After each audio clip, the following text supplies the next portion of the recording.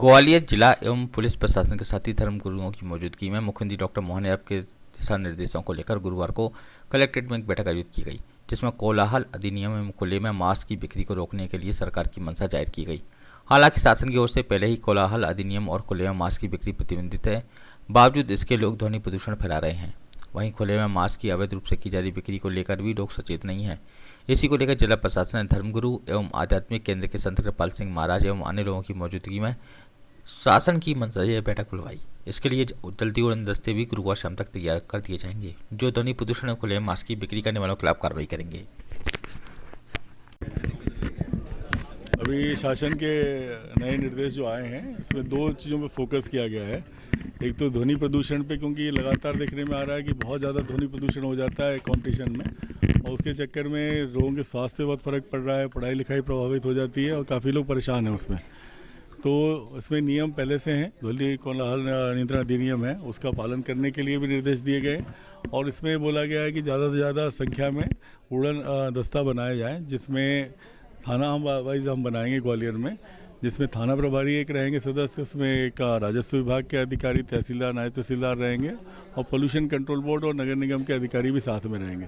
तो ये जो धार्मिक स्थान और सार्वजनिक स्थान है, उनको चिन्हित करके वहाँ पे किसी भी तरह का ध्वनि विस्तारक यंत्र है तो वो अनुमति लेके लगवाया जाए।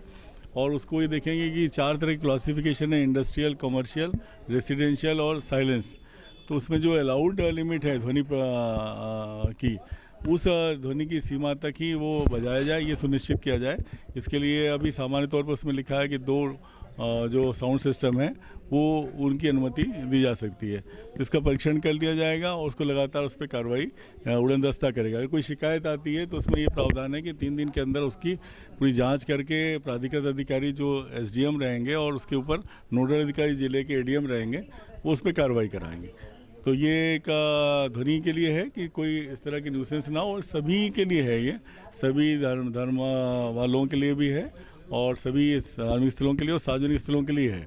कोई इंडोर में कुछ कार्यक्रम करना चाहता है, जैसे बाहर ध्वनि नहीं आ रही, तो उसमें कोई ऐसी आपत्ति नहीं है। लेकिन बाहर अगर आम जनता उससे परेशान होती है और ध्वनि प्रदूषण की उसमें आता है तो उस पर कार्रवाई की जानी है। दूसरे पे है कि खुले में पशु मांस और मछली का विक्रय का प्रावधान जो है वो नहीं है, होना चाहिए। तो खुले में अगर बेचता है तो वो उसमें उसके पास में या तो पारदर्शी कांच वगैरह होना चाहिए, जो विक्रय होगा उसका जो पशु का काटना होगा वो बिल्कुल अंदर होना चाहिए, वो कहीं दृश्य नहीं होना चाहिए।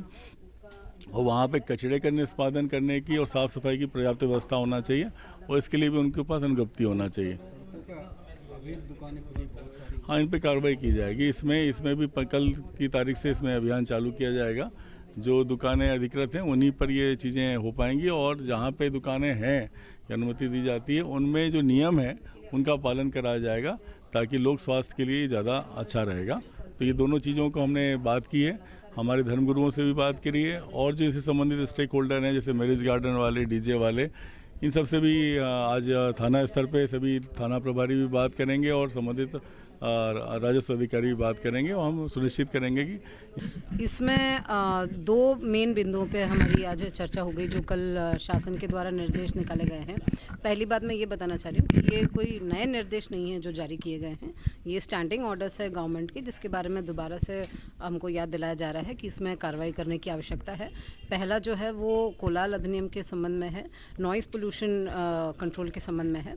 इसमें ये निर्देश दिए गए हैं कि जो स्टैंडर्ड हैं, नॉइज़ के जो स्टैंडर्ड्स हैं, डे में कितना डेसिबल होना चाहिए, नाइट में डेसिबल कितना होना चाहिए, इसके बारे में हम व्यापक प्रचार प्रसार करेंगे।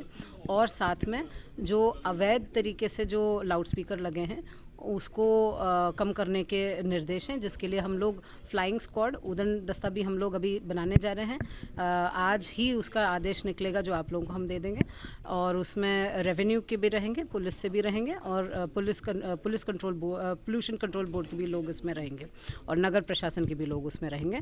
और इस प्रकार से हम लोग जो भी शिकायत आ रही है उसका हम लोग जाँच विधिवत करेंगे। और हम लोगों ने ये भी निर्देश दिए हैं कि सक्षम स्तर से, यानी तहसीलदार के स्तर से लोग अनुमति ले सकते हैं। अनुमति सिर्फ इतनी की है कि 2 मीडियम लाउड स्पीकर जो with in the sound range हो उसकी अनुमति दे दी जाएगी, और यदि इसका उल्लंघन किया जाएगा तो आयोजकों के विरुद्ध जो भी शासन के निर्देशानुसार जो अग्रिम कार्रवाई है वो की जाएगी। जी मैडम, कई मंदिरों की ज़मीन पर कब्जा है, शिकायतें भी लगातार जो है आती रही है सुनवाई में भी। बहुत सारे ऐसे मंदिर, 1 दर्जन से ज़्यादा है, तो इनको लेकर भी कार्रवाई होगी इनकी ज़मीन को मुक्त कराने के लिए। कुछ इस प्रकार की शिकायतें हमारे सामने आई हैं, और ज़रूर इसके बारे में अभी जो शिकायतें आई हैं वो हमने संबंधित एसडीएम्स को भी इसके बारे में हमने पत्र भी जारी कर लिया है कि इसमें जांच की जाए, विधिवत उसमें जांच हो जाएगी, और उसमें जो गलती जो भी हमको पाया जाएगा उसके हिसाब से अग्रिम कार्रवाई की